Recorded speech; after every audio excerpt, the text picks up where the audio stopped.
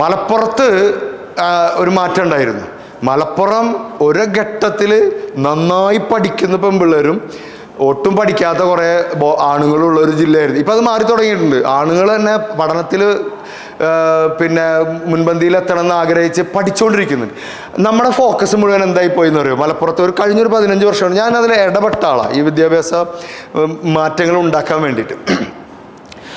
പെൺപിള്ളേർ കല്യാണം കഴിക്കാതിരിക്കാൻ വേണ്ടിയിട്ടാണ് ഈ പഠിക്കുന്നത്. പെട്ടെന്ന് കഴിപ്പിച്ചയക്കുക അല്ലെങ്കിൽ അപ്പോൾ പഠിക്കും. പഠിച്ച് ആമ്പിള്ളേർ എന്ന് പറഞ്ഞു കഴിഞ്ഞാൽ പഠിച്ചിട്ട് ഇപ്പം എന്തിനാ ഒന്നുമില്ല ഗൾഫിൽ പോകണം, അല്ലെങ്കിൽ പൈസ ഉണ്ടാക്കണം. നമ്മളൊക്കെ വീട്ടിലുണ്ടാവും ഒരു മാമൻ, അങ്കിൾ, അമ്മോൻ, ഓടി കാറൊക്കെ ഉണ്ടാവും. എന്നിട്ട് കല്യാണത്തിന് മൂപ്പരാണ് മെയിൻ. അപ്പോൾ എല്ലാവരും കൊണ്ടാ മാമ അങ്കിൾ വരൂ. പഠിച്ചിട്ട് PSC പരീക്ഷ എഴുതി കിട്ടാണ്ട് ഒരാളുണ്ടാവും. അപ്പോൾ നമ്മൾ വിചാരിക്കും അതിനെ നോക്കിയിട്ട് കാര്യമില്ല, ഇതാണ് മെയിൻ സംഭവം എന്നുള്ളത് തലേ കയറിയിട്ട് എന്തുണ്ടായി എന്ന് വെച്ച് കഴിഞ്ഞാൽ മലപ്പുറത്തിന് ബിസിനസ് സ്കില്ലുണ്ടായി. കേരളത്തിലെ ഏറ്റവും നന്നായി ബിസിനസ് ചെയ്യുന്നത് മലപ്പുറത്തുകാരാണ്. എന്താ കാരണം? വിശ്വാസ്യത കൂടുതലാണ്. പിന്നൊരു ദൈവമാർഗം അതിലുണ്ടാവും. ചതി വഞ്ചന കുറവാണ്. ആളുകളെ സ്നേഹിക്കും, നമ്മളുള്ളത് കൊടുക്കാൻ നോക്കും, വളരണം എന്നുള്ളൊരു അന്തരീക്ഷമാണ് ചുറ്റുമുള്ളത്. നമ്മളെ കൂട്ടുകാരൊക്കെ ബിസിനസ്സിനെ കുറിച്ചാവും പറയുന്നുണ്ടാവും. നിങ്ങൾ ബിസിനസ്സുകാരനാണോ? പുറത്തിറങ്ങിയിട്ട് ടർഫിൽ കളിക്കാൻ പോകുമ്പോൾ ആ കളിയുടെ ഇടയിൽ പോലും പറയുന്നത് ബിസിനസ്സായിരിക്കും. കളി അവിടെ നടക്കുന്നുണ്ടെങ്കിൽ ബിസിനസ്സാണ്. എപ്പോഴും ഒരു ഗ്രോത്ത് മൈൻഡ് സെറ്റ് ഉണ്ടാവും.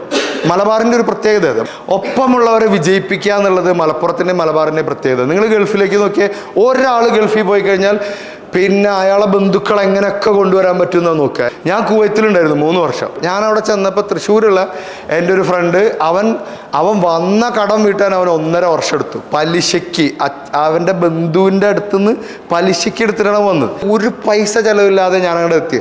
ഞാൻ പോലും അറിഞ്ഞിട്ടില്ല. ആ വിസയ്ക്കുള്ള പൈസ എൻ്റെ മാമനാണ് കൊടുത്തത്. ഇങ്ങനൊരു ക്വാളിറ്റി ഉള്ളതുകൊണ്ട് എല്ലാവരും കൂടി ഒരുമിച്ച് രക്ഷപ്പെടുന്നത് കൊണ്ടാണ് മലപ്പുറമൊക്കെ ഇങ്ങനെ വികസിച്ചത്. നിങ്ങൾ നോക്കിയേ, വളാഞ്ചേരി ഒരു ഗംഭീര സിറ്റി, ഒരു ടൗണല്ലേ. അതേപോലെ തന്നെ തിരൂരുണ്ട്, അതേപോലെ തന്നെ പെരിന്തൽമണ്ണയുണ്ട്. കോട്ടയ്ക്കിൽ നിങ്ങളൊന്ന് ഇറങ്ങി നോക്കിയാൽ ഷാർജയിൽ ഇറങ്ങി നിൽക്കുന്ന ഒരു മിനിയേച്ചർ അവിടെ കിട്ടും. പെരിന്തൽമണ്ണ അടിപൊളിയായിട്ട് ആ സിറ്റിയുടെ ബാലൻസിങ് കണ്ടില്ലേ നിങ്ങൾ? അതായത് ഹോട്ടലുകൾ ഒരു അങ്ങാടി നിറച്ച് ഭക്ഷണം കഴിക്കൂ, അപ്പുറത്ത് ഹോസ്പിറ്റലുണ്ട്, വരും. ചിലതിൻ്റെ 2ൻ്റെ മുതലാളിമാർ ഒരാളായിരിക്കും. ബിസിനസ്സാണ് ഇവിടെ രക്തത്തിലുള്ളത്. ഇവിടെ പിന്നെ ആളുകൾക്ക് ചിലവഴിക്കാനുള്ള ഇഷ്ടമുണ്ട്. ബിസിനസ് എന്താ പറയുക, തീരുമാനം എടുക്കാൻ വലിയ പ്രയാസമില്ല. മലപ്പുറം മാറിയ ജില്ലയാണ്, മാറിയതാണ്. എനിക്കൊക്കെ അഭിമാനത്തോട് കൂടി പറയാൻ പറ്റും. ഇപ്പോൾ വിദ്യാഭ്യാസത്തിൻ്റെ കാര്യത്തിലും മാറ്റമുണ്ട്. നമ്മളിപ്പോൾ ഇരുന്ന് ട്രെയിനിങ് എടുക്കുന്നു, ഒരു ദിവസം മുഴുവൻ ഷട്ട് ഡൗൺ ചെയ്തിട്ട് അല്ലെങ്കിൽ ലീവ് എടുത്തിട്ട് നിങ്ങളുടെ സമയമാണ് പൈസേനേക്കാൾ വലുത്. പൈസയും നല്ല പൈസ ചിലവഴിച്ച് നല്ലൊരു സ്ഥലത്ത് നമ്മൾ ചിലവഴിക്കും. എന്തിനാ? എന്തെങ്കിലും ഒരു എഡ്യൂക്കേഷൻ കിട്ടുക. നമ്മളെ പുതിയ സംസ്കാരമാണിത്.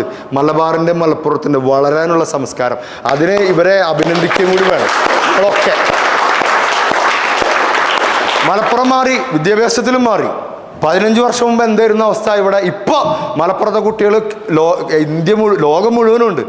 എയിംസ് നിങ്ങൾ നോക്കി, അവിടെ ഉണ്ട് കുട്ടികൾ. IAS ഇതേ ഇവിടുന്ന് വന്നു. നീറ്റ് ഫസ്റ്റ് റാങ്ക് മഞ്ചേരിയിലെ പെൺകുട്ടി വന്നു. നീറ്റ് ഈ ഡോക്ടർ ആവാനുള്ള എത്ര ഡോക്ടർമാർ അവിടെ നിന്ന് കയറിപ്പോണത്. പിള്ളേരൊക്കെ പഠിച്ച് കയറിയിട്ടാ.